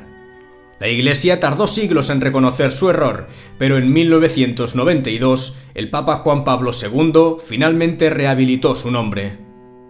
Galileo, un hombre entre dos mundos. Galileo no fue un mártir, pero sí un rebelde. No fue quemado, pero sí censurado. Su error no fue solo desafiar la Iglesia, sino hacerlo con ironía, en un tiempo donde la palabra escrita podía ser tan letal como una espada. Pero su legado es indiscutible. Sin él, la ciencia no habría avanzado al ritmo que lo hizo. Por eso, la próxima vez que mires al cielo, recuerda que hubo un hombre que desafió al mundo para que pudiéramos entenderlo mejor. Y si alguna vez te dicen que Galileo murió en la hoguera, ya sabes la verdad. Revolución científica.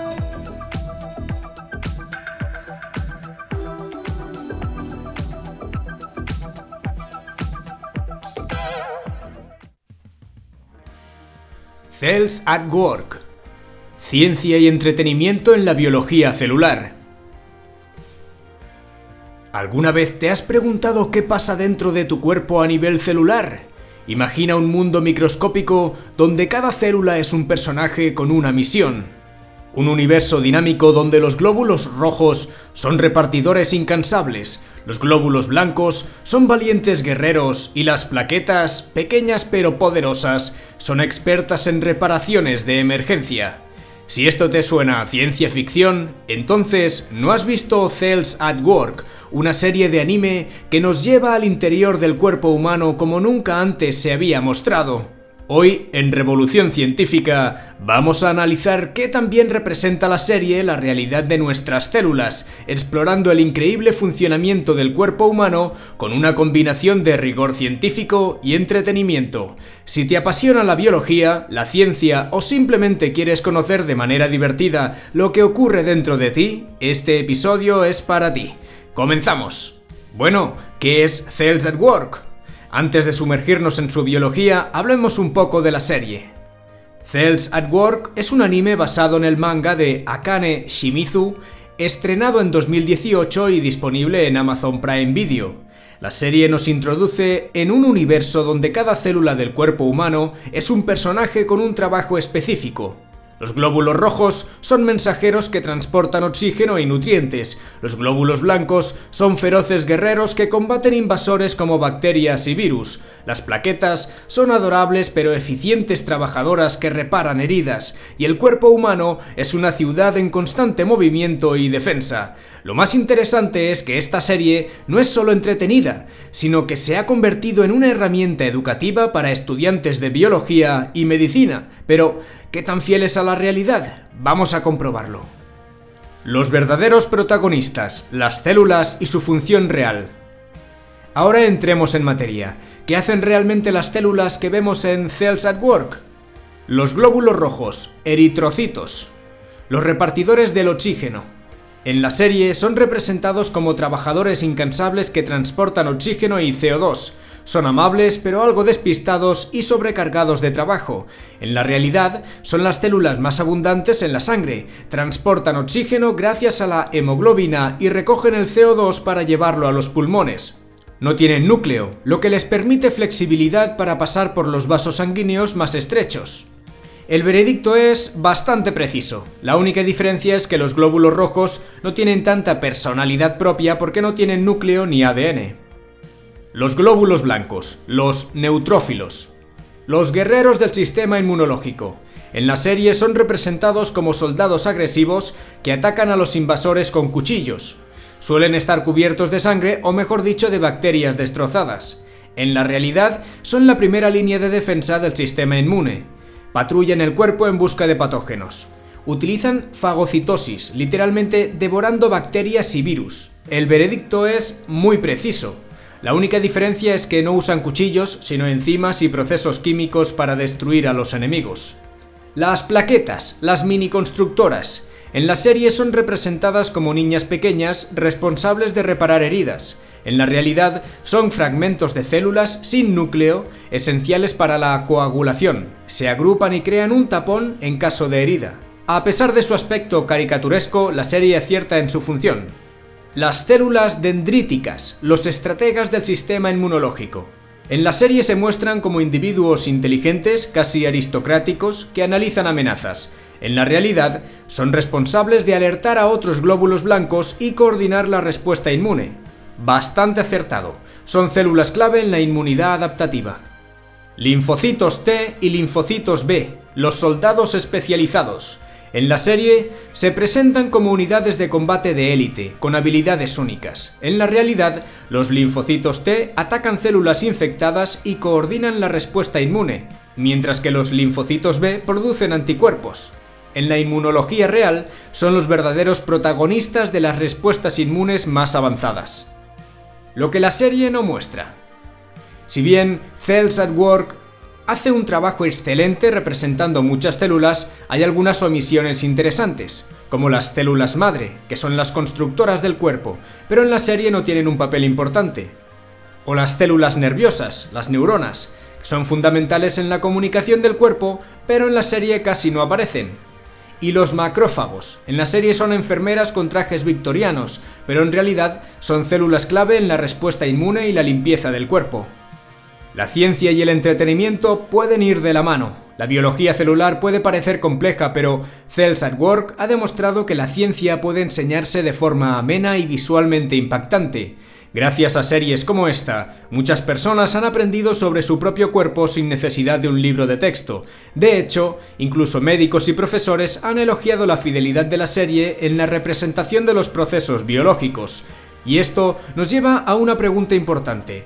¿Por qué no hay más series como esta? La educación científica tradicional puede ser aburrida para muchos, pero si más contenido como Cells at Work llegara al público, podríamos ver una revolución en la forma en que la gente aprende sobre su propio cuerpo.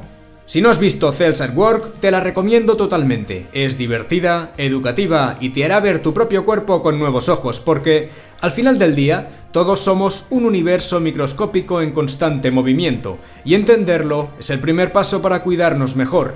Así que la próxima vez que te cortes un dedo, recuerda, dentro de ti hay un ejército entero trabajando sin descanso para mantenerte con vida. ¿En qué se parece un circo al corazón de una mujer? ¿En que siempre hay sitio para un payaso más? Superinteligencia artificial, la IA que lo cambiará todo. ¿Alguna vez has sentido que el futuro nos está alcanzando más rápido de lo que imaginamos?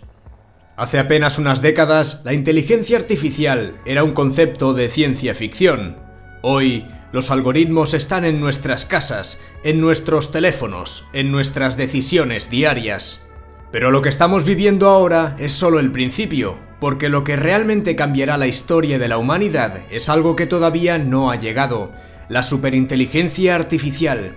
Una IA más inteligente que cualquier ser humano, una entidad capaz de aprender, evolucionar y tomar decisiones por sí misma a niveles impensables.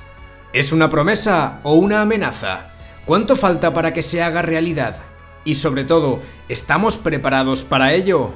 Hoy, en Revolución Científica, exploramos el futuro de la inteligencia artificial, sus posibilidades, sus riesgos y cómo cambiará nuestras vidas para siempre. Abróchate el cinturón porque el futuro ya está aquí. Una breve historia de la inteligencia artificial.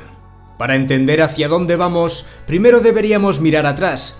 ¿Cuándo empezó realmente la IA? La historia de la inteligencia artificial comienza en 1956, en la conferencia de Dartmouth, donde científicos como John McCarthy y Marvin Minsky propusieron que las máquinas podían aprender y razonar como los humanos. Pero en sus primeros años, la IA avanzaba lentamente. Los ordenadores eran débiles, los algoritmos ineficientes. Hubo periodos de entusiasmo, seguidos de decepción, los llamados inviernos de la IA, donde el progreso parecía estancarse. Hasta que llegó el aprendizaje profundo, el Deep Learning. Con la llegada de redes neuronales artificiales y procesadores más potentes, la IA comenzó a superar a los humanos en tareas específicas. En 1997, Deep Blue venció al campeón mundial de ajedrez, Garry Kasparov. En 2011, Watson de IBM derrotó a los mejores concursantes de Jeopardy. En 2016, AlphaGo venció al campeón de Go, un juego miles de veces más complejo que el ajedrez. Y en 2022, la irrupción de ChatGPT de OpenAI mostró que los modelos de lenguaje ya podían sostener conversaciones fluidas, escribir artículos y hasta programar código. Pero esto no es aún una super IA. Esto es solo el inicio. ¿Qué es una superinteligencia artificial? Imagina una inteligencia que no solo iguala a los humanos, sino que los supera en absolutamente todo. Eso es lo que llamamos superinteligencia artificial. Un sistema capaz de aprender por sí mismo, mejorar sin intervención humana y tomar decisiones más allá de nuestro entendimiento. ¿Qué diferencia a la superinteligencia artificial de la IA actual? La inteligencia artificial actual, débil o estrecha, está especializada en tareas concretas: jugar ajedrez, escribir texto, analizar imágenes. No tiene conciencia ni verdadera comprensión del mundo. La inteligencia artificial general o IA fuerte es una inteligencia comparable a la humana, capaz de razonar, planear y aprender en múltiples dominios.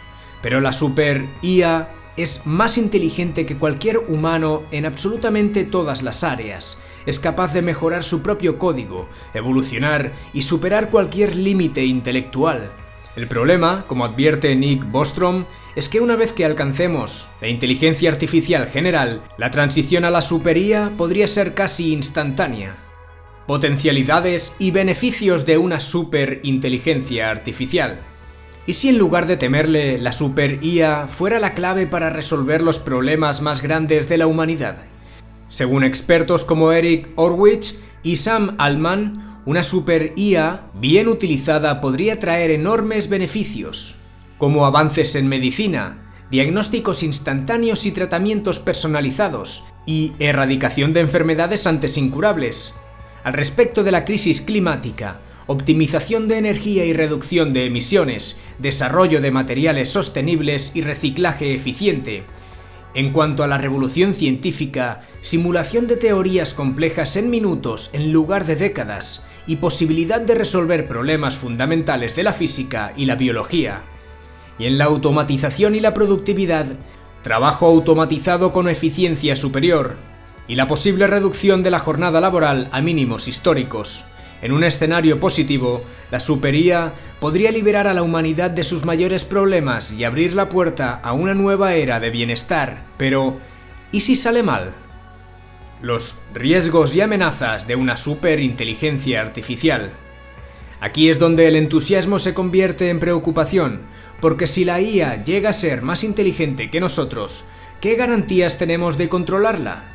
Los mayores peligros de una super IA pueden ser la pérdida de control.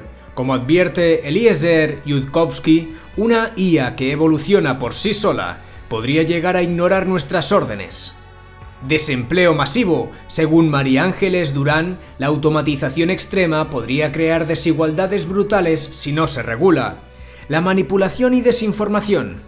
Como señala Gary Marcus, las IA actuales ya crean contenido falso. Una super IA podría generar realidades virtuales indistinguibles de la verdad. Y podría conllevar un conflicto global y armas autónomas. Yi Zheng advierte que la IA podría usarse en conflictos militares con consecuencias catastróficas. La pregunta clave es, ¿cómo garantizamos que la inteligencia artificial sea nuestra aliada y no nuestra enemiga? Bien, ¿cuánto falta para una super IA? El debate sigue abierto. Algunos, como Sam Altman, creen que podríamos ver una inteligencia artificial general en menos de 20 años. Otros, como Mateo Valero, creen que aún nos falta mucho en hardware y algoritmos para llegar a ese nivel. Pero lo que es seguro es que la IA está avanzando más rápido de lo que imaginábamos. Y la pregunta no es si llegará a la super IA, sino cómo nos afectará cuando lo haga. El futuro de la humanidad y la superinteligencia artificial. Estamos en la antesala de una revolución sin precedentes. La super IA tiene el potencial de elevarnos a una era de prosperidad o de poner en peligro nuestra propia existencia. Lo único claro es que no podemos ignorarlo, porque el futuro ya no es ciencia ficción, está escribiéndose ahora mismo. Personas que inspiran.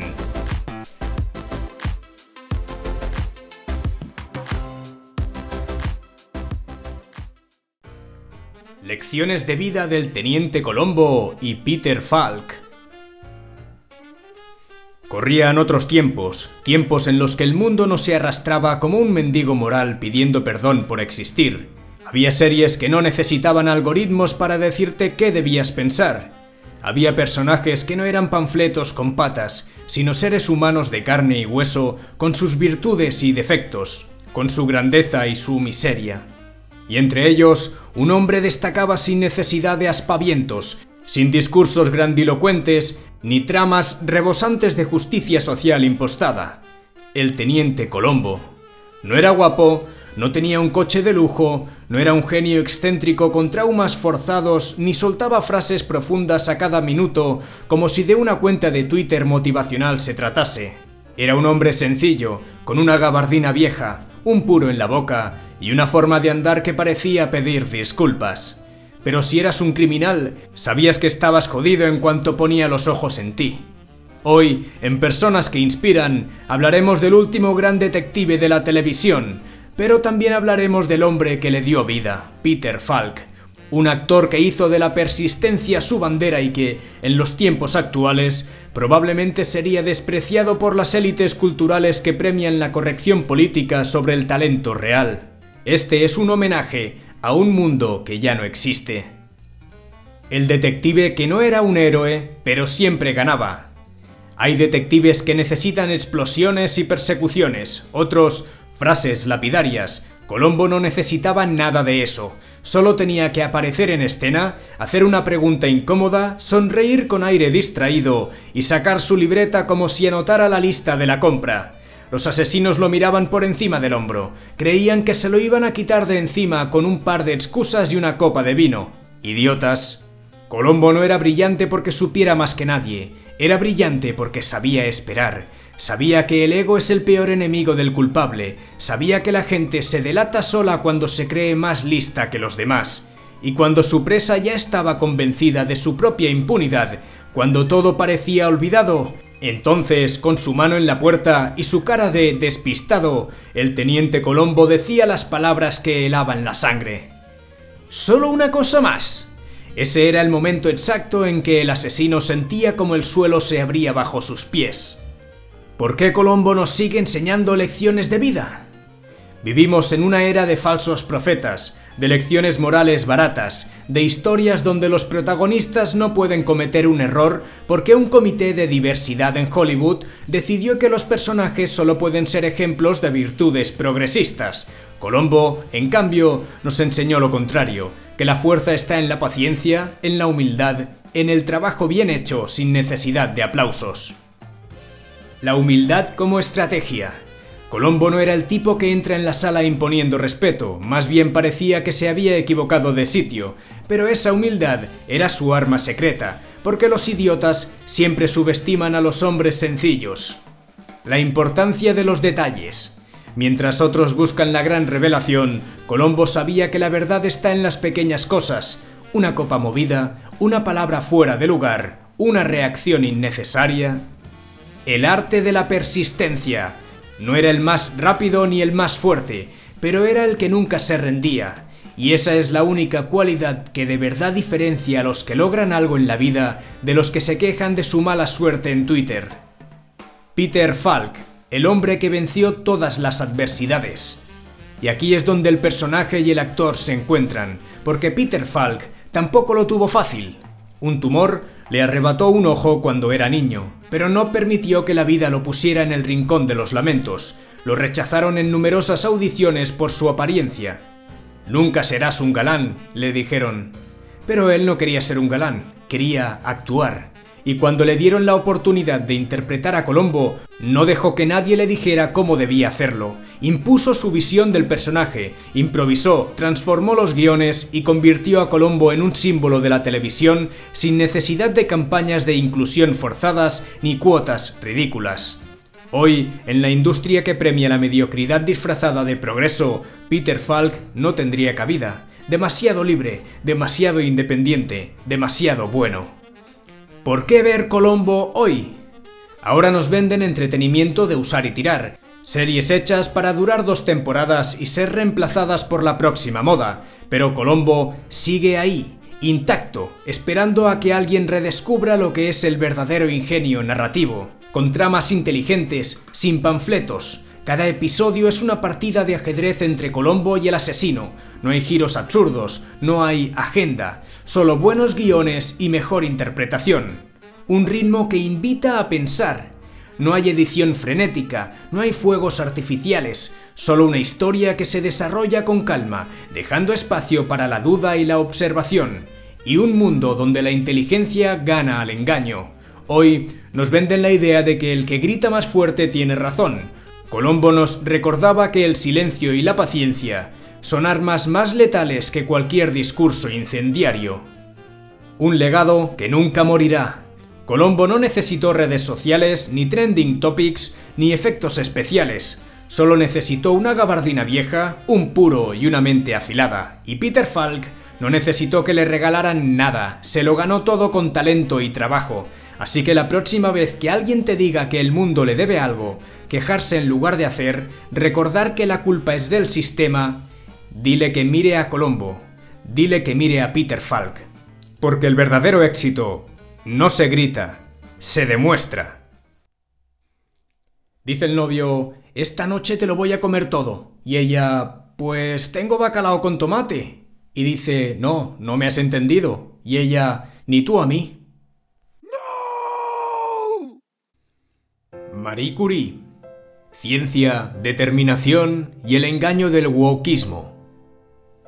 Hubo una época en la que los genios no necesitaban que les regalaran premios. Una época en la que la ciencia se hacía con las manos, con la piel quemada, por la experimentación, con el alma forjada en la disciplina y la determinación. No había cuotas de género, ni privilegios basados en identidad. No había discursos moralizantes sobre la opresión de turno. Había trabajo, y mérito, y sacrificio. Y si hay alguien que encarna todo eso, es Marie Curie. Hoy, en Personas que Inspiran, vamos a repasar la historia de la mujer que no solo cambió la ciencia, sino que lo hizo sin pedir permiso, sin exigir reconocimiento y sin quejarse de las dificultades que el mundo le ponía en el camino. Hablaremos de su vida, de su obra y de cómo su historia desmonta, con la brutalidad de la verdad, las fantasías del victimismo moderno. Marie Curie, la científica que no pedía permiso. Imagina una Varsovia sometida, donde la educación universitaria para las mujeres era una quimera, donde una niña de apenas 10 años tenía que esconder sus libros, aprender en la clandestinidad y mirar al futuro como quien busca una grieta en un muro de piedra. Esa era la realidad de Maria Salomea Sklodowska, la joven polaca que más tarde se convertiría en Marie Curie, la mujer que desafió todas las barreras de su tiempo sin convertir su lucha en una pancarta. No se quejó, no esperó que nadie le diera nada. Se formó en secreto hasta que pudo escapar a París, donde la Sorbona le abrió sus puertas y donde su verdadera historia comenzó. Marie Curie no tenía becas para empoderamiento, no había programas de inclusión para mujeres científicas. Vivía en un ático helado, comiendo apenas lo necesario para sobrevivir mientras estudiaba física y matemáticas. Se graduó con los mejores promedios de su generación sin llorar por la falta de visibilidad femenina en la ciencia. El descubrimiento que cambió el mundo. No hay atajos en la historia de los grandes descubrimientos, solo hay trabajo y perseverancia, y Marie Curie entendía eso mejor que nadie. Descubrió el polonio y el radio tras años de extenuantes experimentos en un laboratorio improvisado, sin apenas financiación. Junto con su esposo, Pierre Curie, trabajó con toneladas de material minero para aislar elementos radioactivos, sin saber que estaba condenándose lentamente a una muerte prematura. No pedía reconocimiento, solo le interesaba la ciencia.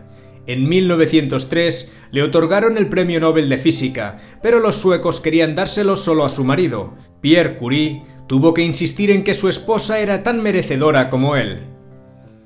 Marie Curie versus el victimismo moderno.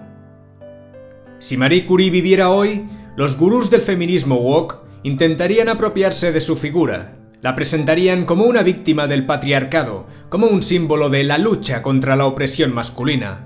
Pero si algo define a Curie es que nunca se consideró una víctima. No escribió manifiestos feministas, no organizó campañas de protesta, no buscó reconocimiento por ser mujer, sino por ser científica. Y sin embargo, hoy en día se nos dice que las mujeres no pueden avanzar en ciencia porque el sistema es opresor, que sin cuotas ni privilegios la sociedad las excluye. ¿Qué diría Marie Curie de esta falacia? Veamos algunas diferencias entre Marie Curie y el wokismo actual. Marie Curie trabajaba, el wokismo se queja. Curie no pedía trato especial, se ganó cada reconocimiento con esfuerzo. Marie Curie no buscaba aprobación, el wokismo vive de ella. Su objetivo era descubrir, no ser idolatrada por su género. Marie Curie no era ideóloga, era científica. Su trabajo hablaba por ella, no necesitó que nadie la elevara como bandera de ninguna causa. Y es que el discurso del feminismo moderno convierte a las mujeres en seres frágiles y dependientes del Estado, en lugar de fomentar la autosuficiencia y la lucha individual. Marie Curie es la prueba de que no se necesitan cuotas para hacer historia, solo carácter. Su legado y su verdadero impacto. En 1911, Curie ganó su segundo premio Nobel, esta vez en química. Es la única persona en la historia que ha recibido 2 premios Nobel en disciplinas diferentes. Pero su verdadera grandeza no estaba en los premios, sino en lo que hizo después. Durante la Primera Guerra Mundial, diseñó unidades móviles de rayos X para ayudar a los médicos en el frente. Formó enfermeras para operar estas máquinas y salvar vidas en condiciones extremas. Y nunca buscó reconocimiento por ello. The Times menciona cómo Marie Curie rechazó siempre cualquier intento de glorificación personal. No le interesaban los honores, solo la ciencia. Hoy, sin embargo, se la usa como icono sin entender su verdadero mensaje. Se la reduce a un símbolo cuando lo que importa es su mentalidad, su ética de trabajo y su capacidad de sacrificio. Lo que Marie Curie nos enseña hoy. Marie no encajaría en el mundo moderno, no estaría en Twitter denunciando la falta de mujeres en la ciencia, no haría discursos sobre opresión, estaría en un laboratorio, trabajando hasta la extenuación, sin pedir reconocimientos ni favores. Y eso es lo que más molesta a los predicadores del wokismo, que Curie no necesitó ser una víctima para ser una heroína. Así que la próxima vez que te hablen de barreras insuperables, de techos de cristal, de cómo el mundo conspira contra unos y favorece a otros, recuerda la historia de Marie Curie. Y recuerda que, en el fondo, lo único que separa a los que hacen historia de los que la lloran es la voluntad. Lectura de la semana.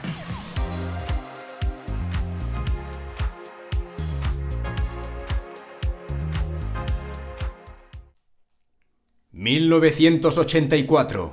Orwell y la profecía del totalitarismo moderno». Existen libros que entretienen, otros que educan, y algunos pocos que tienen el poder de advertirnos sobre el futuro.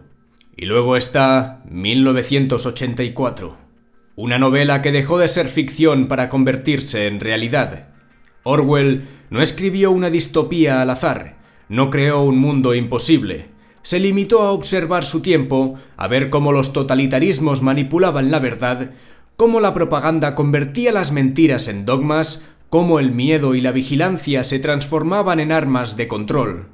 Y lo peor de todo es que acertó en cada punto. Hoy, en Lectura de la Semana, no solo repasaremos la vida de Orwell y su obra, sino que analizaremos fragmentos de 1984, revelando cómo su advertencia es más vigente que nunca. En un mundo donde el lenguaje se manipula, la historia se reescribe y el pensamiento libre se castiga.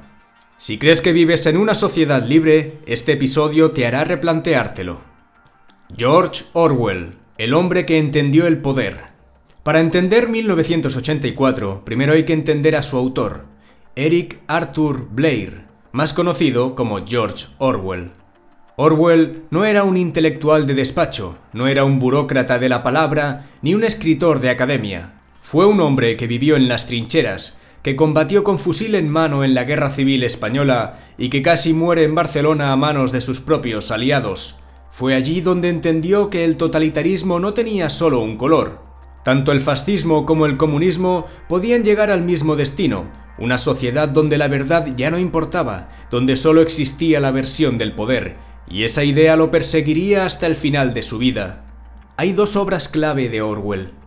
Rebelión en la Granja, de 1945, una sátira feroz sobre la traición de la revolución y el ascenso del totalitarismo. Su frase más icónica: todos los animales son iguales, pero algunos son más iguales que otros. Y 1984, escrita en 1949. Su última gran obra, escrita mientras la tuberculosis lo consumía, un grito de advertencia contra un futuro donde el pensamiento libre sería un crimen. 1984, la distopía que ya no es ficción. Orwell no se limitó a imaginar un régimen opresivo, lo construyó con una lógica implacable. El partido gobierna a través del control total del pensamiento y la realidad. El gran hermano lo vigila todo y la gente aprende a vigilarse a sí misma. Y el lenguaje es moldeado para impedir el pensamiento libre. Hoy leeremos algunos fragmentos de 1984 y los analizaremos con la realidad actual. Y ya te adelanto que la comparación no será reconfortante. Lectura y análisis de extractos. Número 1. El poder por el poder mismo. Extracto. Se trata de esto. El partido quiere tener el poder por amor al poder mismo. No nos interesa el bienestar de los demás, solo nos interesa el poder, no la riqueza ni el lujo, ni la longevidad, ni la felicidad, solo el poder puro. Paralelismo actual. ¿Cuántos regímenes modernos han demostrado que su objetivo no es mejorar la vida de las personas, sino consolidar su poder? Gobiernos, corporaciones y movimientos políticos buscan cada vez más dominar el discurso público, más allá de la ideología que prediquen. Número 2. La distorsión de la realidad. Extracto. Controlamos la materia porque controlamos la mente. La realidad está dentro del cráneo. Si quisiera, podría flotar ahora sobre el suelo como una pompa de jabón. No lo deseo porque el partido no lo desea. Paralelismo actual. ¿Recuerdas cuando la verdad era algo objetivo? Ahora es moldeada a conveniencia por medios, instituciones y redes sociales. La posverdad ha convertido los hechos en opiniones y las opiniones en dogmas incuestionables. Número 3. La destrucción de la individualidad. Extracto. Somos los sacerdotes del poder. El poder es Dios. El individuo solo detenta poder en tanto deja de ser un individuo.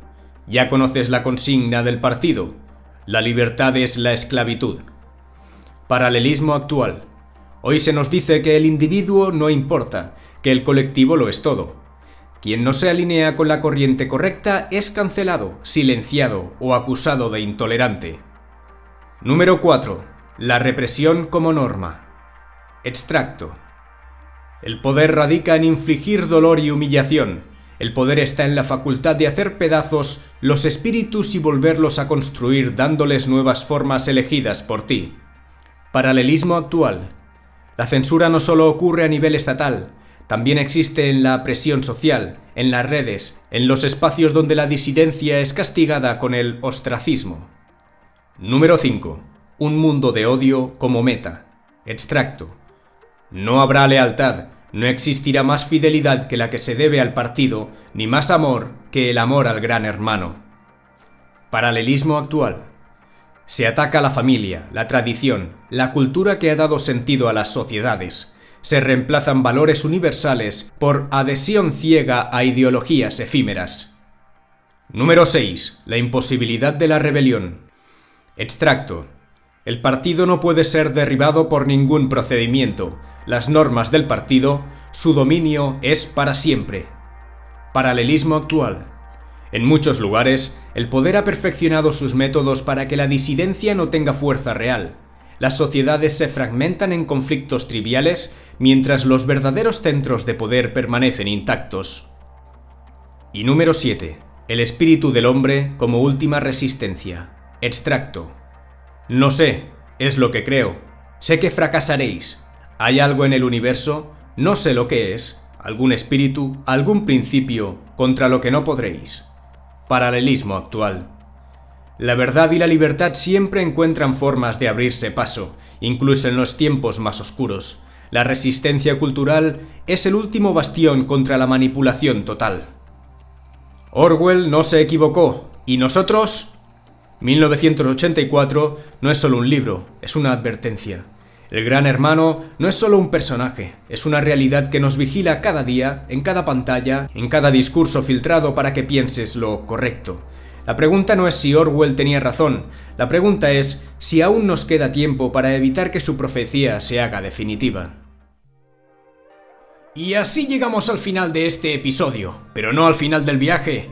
Si algo hemos aprendido en este espacio es que las grandes preguntas no tienen respuestas fáciles, que la historia, la ciencia, la psicología, la filosofía y la política no son temas de estudio, sino herramientas para entender el mundo y, lo más importante, para entendernos a nosotros mismos.